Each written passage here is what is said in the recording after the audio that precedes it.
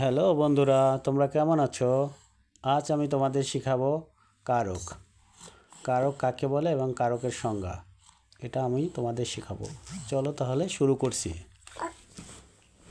আমরা খুব সহজেই কারক শিখব। চলো তাহলে শুরু করছি। কারক শব্দটির অর্থ হচ্ছে ক্রিয়া সম্পাদন করা। বাক্যস্থিত ক্রিয়ার সঙ্গে পদের যে সম্পর্ক তাকে কারক বলে।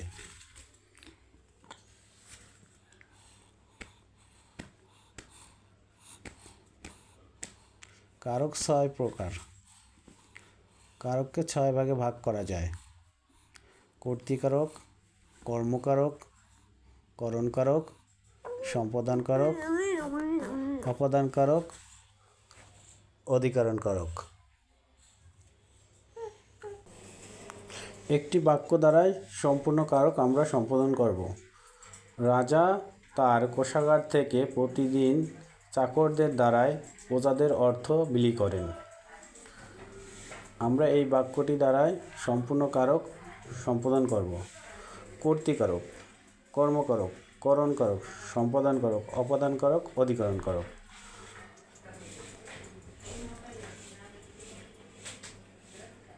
কে কারা? কর্তৃকারক হচ্ছে কে বা কারা। কে বা কারা দ্বারা প্রশ্ন করলে যে উত্তরটা পাওয়া যায়। এখানে কে কোষাগার থেকে দান করছে, এখানে রাজা, উত্তরটা পাওয়া গেছে রাজা। কি বিলি করছে? কর্মকারক। কিসের দ্বারা বিলি করছে? চাকরদের দ্বারা। চাকরদের দ্বারা হচ্ছে করণকারক। অপাদানকারক। কাকে দান করছে? এখানে কাকে দান করছে? প্রজাদের দান করছে। প্রজাদের দান করছে নিঃস্বার্থে। নিঃস্বার্থে দান করছে প্রজাদের, তাহলে হচ্ছে প্রজাদের হচ্ছে সম্পাদনকারক। অপাদানকারক কোথা থেকে? কোথা থেকে দান করছে? কোষাগার থেকে, তাহলে কোষাগার থেকে হচ্ছে অপাদানকারক। এবার অধিকরণকারক, কখন বা সময় উল্লেখ থাকলে অধিকরণকারক। এখানে কখন দান করে? প্রতিদিন দান করে, তাহলে প্রতিদিন হচ্ছে অধিকরণকারক। এই একটি বাক্য পারলেই আমরা সমস্ত কারক পেরে যাব এবং নির্ণয় করতে পারবো। তাহলে বন্ধুরা, আজ শেষ করছি। ভালো থাকো তোমরা।